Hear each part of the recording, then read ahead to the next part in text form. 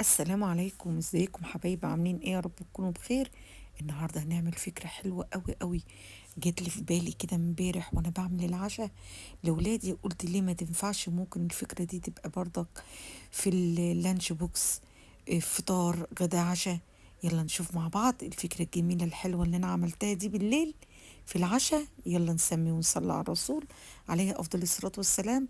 كان عندي شوية جبن كده في التلاجة، رومي مبشور وشوية شيدر وشوية جبنة قريش كده عليهم بالزعتر، واي نوع بقى جبنة عندك موجودة مش هتقول لا. جبت 5 بيضات كده، عندك برضك كمية البيض برضك دي حاجة ترجع لك. انا كان عندي 5 بيضات، ربيتهم حلو قوي كده، فلفل وملح، وجبت شوية زيت كده حلوين، وقمت بقى ايه جايبة صينية كده تكون كبيرة عندك، تكون مفرودة كده عشان البيض يتفرد معاكي كده ويرمي معاكي كميات كبيرة.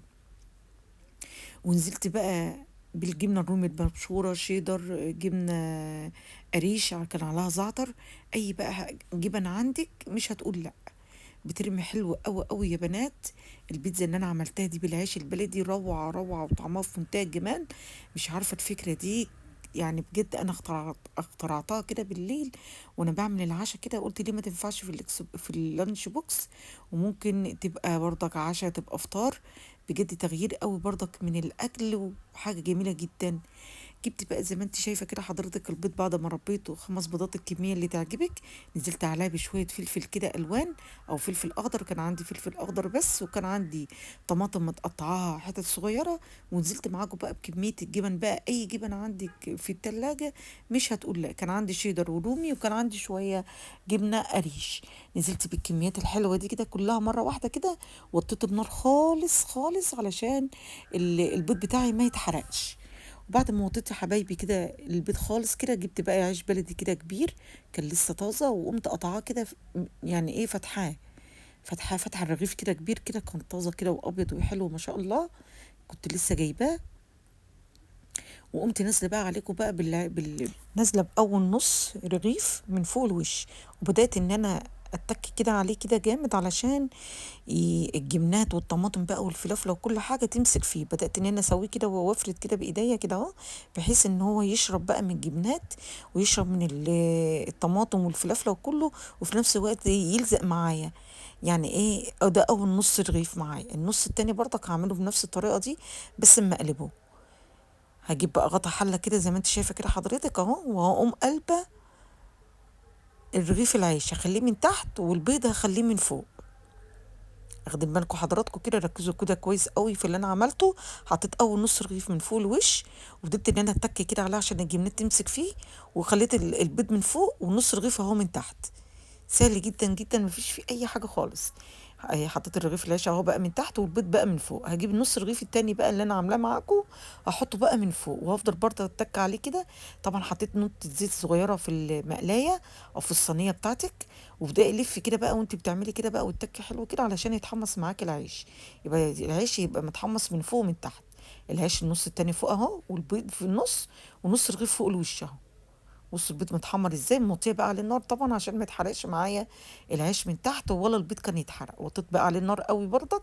وهقلب بقى الجنب التاني كده نفس الموضوع، هخلي العيش ان انا محمصاه من فوق، وجبت العيش التاني اللي هو النص اللي تحتاني ده هخليه بقى من تحت، وهرجعه تاني بقى في المقلايه اهو. بصوا سخن ازاي ومليان بسم الله ما شاء الله الجبن ازاي، وكان سخن لسه مولع جدا على ايدي. بس عايزه اوريه لكم من جوه الجبنات عامله ازاي يا بنات، طعمها روعه وفي منتهى الجميل، وفكره حلوه قوي قوي.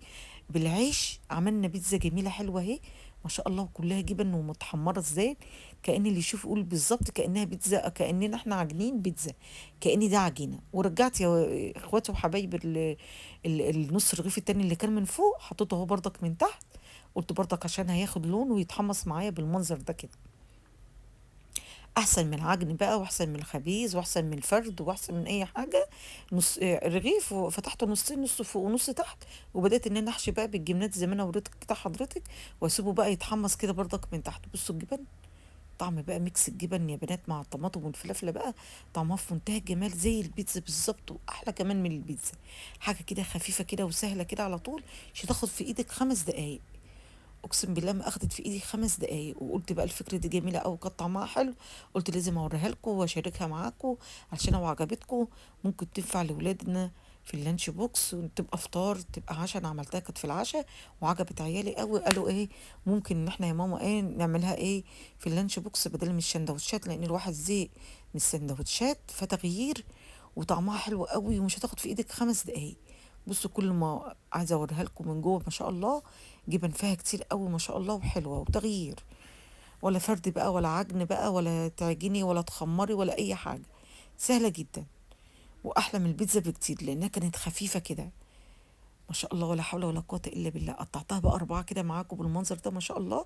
كان في الوقت ده يا بنات المفروض بقى انا ما كنتش قطعتها بالسكينه، كنت قطعتها بالقطاعه اللي هي بتاعه البيتزا، كانت هتبقى سهله عليا على طول ان انا اقطعها كده، وكانت هتجري معايا على طول، لان العيش كان محمص تحميصه كده، كان طعمه جميل قوي وكان رقيق وحلو، بس السكينه كانت معصلجه معايا.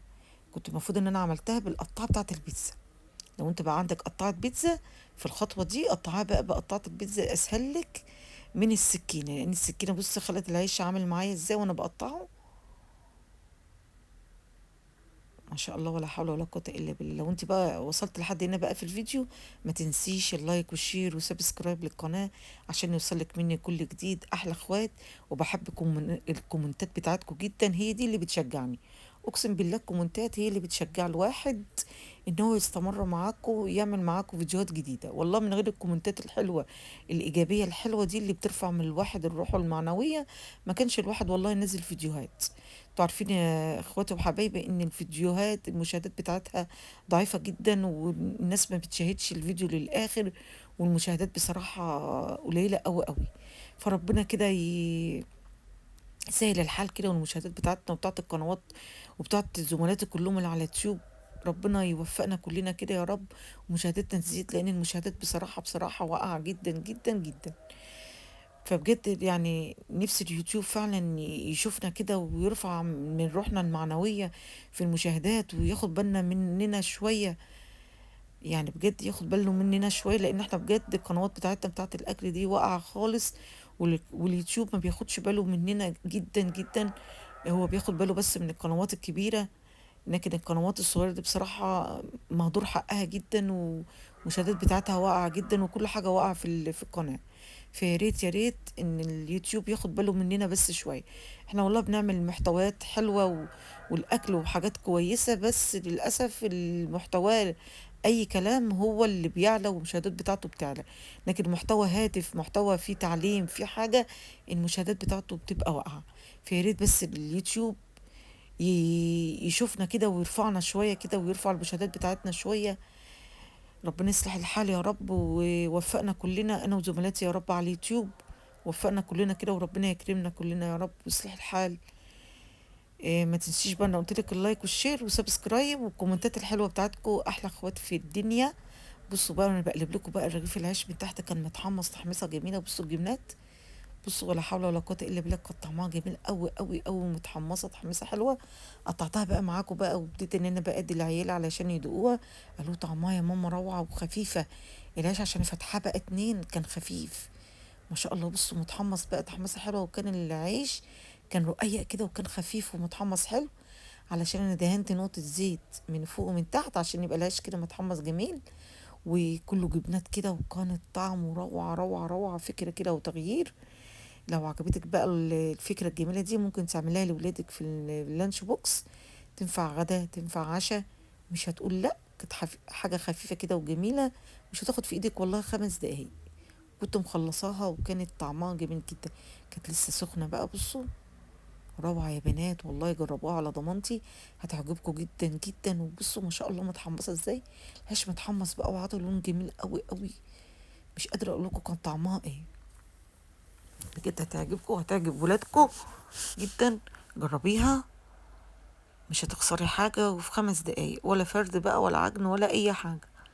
بصوا ان شاء الله ولا حول ولا قوة إلا، بصوا من تحت العيش متحمص تحميصة بقى جميلة جدا جدا. أول طبق عيالي خدوه، ده تاني طبق أهو ما شاء الله. بصوا كله بقى جبن بقى، واوعى وشك بقى بصراحة، كان طعمه في منتهى الجمال. والله العظيم لو جربت الوصفة دي بصي مش هتبطلي تعمليها.